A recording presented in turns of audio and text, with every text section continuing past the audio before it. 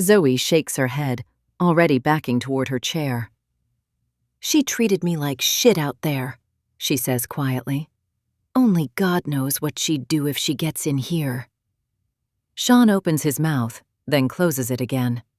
Zoe turns away, finally lowering herself into her chair. The screen on her desk lights up, familiar and steady, but the ease she'd felt earlier doesn't come back. Around her, the office hums on, oblivious. She reaches for her sketch pad, jaw set. Whatever this place is about to become, she can already feel it shifting. The waiting room smells faintly of citrus and something herbal Zoe can't name. It's quieter than last time, or maybe she's just more aware of it now.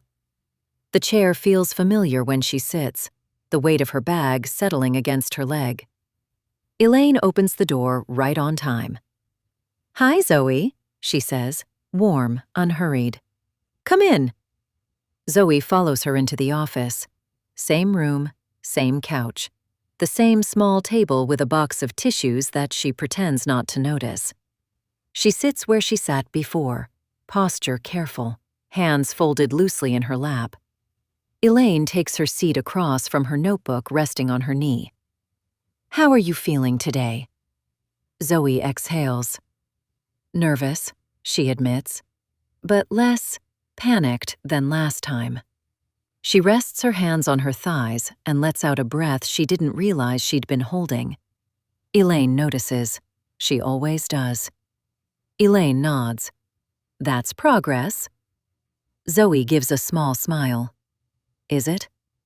"Yes," Elaine says simply. "Showing up counts." They sit for a moment, the quiet stretching without feeling sharp. "Last time," Elaine says, calm and measured, "we touched on your fear that your father's voice still has influence over how you see yourself. How has that sat with you since we last met?"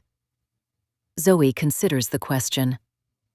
"Uncomfortably," she says honestly, "but also accurately." Elaine nods. "What felt accurate about it?" "The way it shows up without warning," Zoe replies. "I'll be fine one minute, then something small happens. Someone dismisses me, talks over me, and suddenly I'm 12 again, trying to prove I'm not wasting air." Elaine leans forward slightly. "When that happens, what do you tell yourself in the moment?" Zoe presses her lips together. "That I should have expected it. That maybe I misjudged my own value." "Do you challenge that thought?" Zoe shakes her head. "No, I usually accept it and move on." Elaine writes something down. "Why?" Zoe frowns. "Because fighting it feels dramatic, like I'm asking for too much reassurance." "Who taught you that asking for reassurance is too much?"